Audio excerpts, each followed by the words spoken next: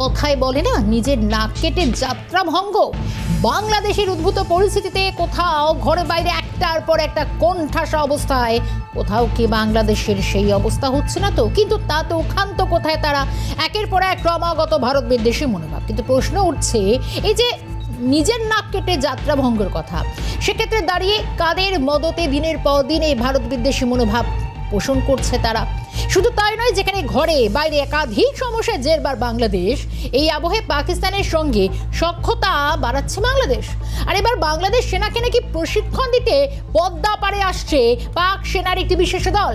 বাংলাদেশ সেনা army training and doctrine কমান্ডের সদর দপ্তরে চলবে এই প্রশিক্ষণ। ভাবুন, সূত্রের খবর অন্তত। কিন্তু সেই প্রশ্নের মুখে ইউনূস সরকারের সিদ্ধান্ত। ঘরে বাইরে একাধিক সমস্যায় জেরবার বাংলাদেশ। এই আবহে পাকিস্তানের সঙ্গে সখ্যতা বাড়ছে বাংলাদেশের। ৫৩ বছর আগে ভারতীয় সেনার সহায়তায় পাক সেনাকে পরাস্ত করে মুক্তিযোদ্ধা বাহিনী। স্বাধীন রাষ্ট্র হিসেবে আত্মপ্রকাশ করে বাংলাদেশ। আর ৫ দশক পরে সেই পাক সেনাকেই ফিরিয়ে আনতে চলেছে ইউনূসের নেতৃত্বাধীন অন্তর্বর্তী সরকার। জানা গিয়েছে, বাংলাদেশ সেনাকে প্রশিক্ষণ দেবে পাক সেনা।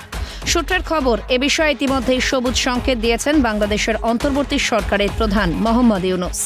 সূত্রের খবর, আগামী ফেব্রুয়ারি মাসে বাংলাদেশে আসবে পাক সেনাবাহিনীর একটি বিশেষ দল। এই দলটির নেতৃত্ব দিচ্ছেন পাক সেনা জয়েন্ট চিফ অব স্টাফ কমিটির চেয়ারম্যান জেনারেল সাহির শামশাদ মির্জা।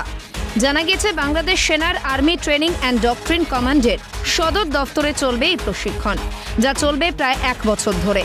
এরপর ধাপে ধাপে বাংলাদেশ সেনার 10টি কমান্ডেই এই প্রশিক্ষণ দেবে পাক সেনা। সূত্রের খবর, ইতিমধ্যেই পাক সেনার এই প্রস্তাব গ্রহণ করেছেন বাংলাদেশ সেনার প্রধান ওয়াকারুজ্জামান।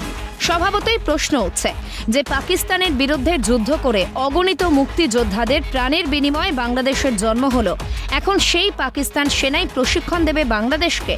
অন্যদিকে পড়শি দেশের এই সামরিক প্রস্তুতির মধ্যে হাত গুটিয়ে বসে নেই ভারতও। ইতিমধ্যে জোর কদমে মহড়া শুরু করে দিয়েছে ভারতীয় বায়ুসেনা।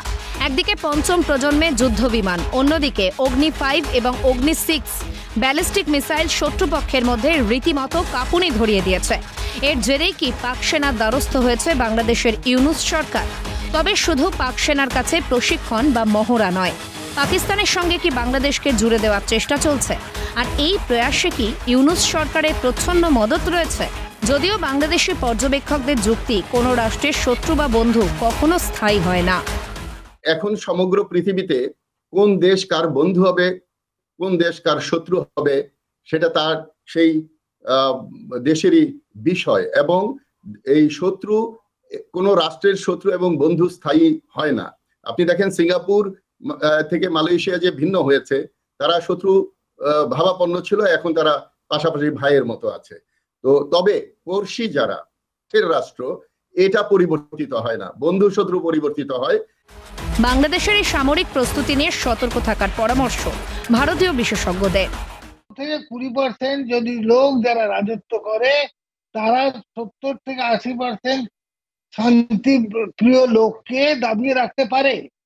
কাজেই তারা এখন রাজত্ব করছে, তারা তো পাকিস্তান আর্মিকে, এটা তো লোকজন আনা, তো আর্মি তো দ্বিতীয় কথা। এর আগেও তো 2টো শিপমেন্ট এসে গেছে। আমাদের একটা এত বড় দেশ, we should behave in a little more matured manner. আমাদের এখান থেকে চালও যাচ্ছে, একটা কনসাইনমেন্টও যাচ্ছে, থিংস এজ ইউজুয়াল হচ্ছে। যারা প্রেজেন্ট গভর্নমেন্ট, আমরা তাদের সঙ্গে সম্পর্ক রাখবো, সম্পর্ক শুধু রাখবো না, সুসম্পর্ক রাখবো। এখন পাকিস্তান আর্মি ওদের এসে ট্রেনিং দেবে, সেটা আমাদের পক্ষে কতটা ভয়াবহ সেটা সেট অ্যানালিসিসেই বোঝা যাবে। সেটা নিয়ে মানে আমাদের সজাগ থাকতে হবে, চিন্তিত থাকার কোনো দরকার নেই। ইউনূস সরকারের আমলে পাকিস্তানের সঙ্গে যেভাবে সখ্যতা বাড়ছে বাংলাদেশের, তা নিয়ে উঠছে একাধিক প্রশ্ন।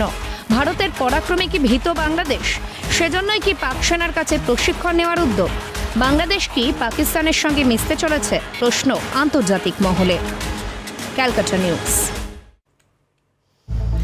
এই যে কথায় বলছিলাম না, যে শুরুতে নিজের নাক কেটে পরের যাত্রা ভঙ্গ, এখানে পর কারা? ভারত। একের পর এক ভারত বিদ্বেষী মনোভাব। আরে বাংলাদেশ ভারতকে পর করেছে, ভারত অন্তত এখনো সৌহার্দ্যপূর্ণ সম্পর্কে বিশ্বাসী। কিন্তু প্রশ্ন উঠছে, পাক ভরসায় গড়ে উঠবে বাংলাদেশের সেনা? তারা নাকি প্রশিক্ষণ নেবে?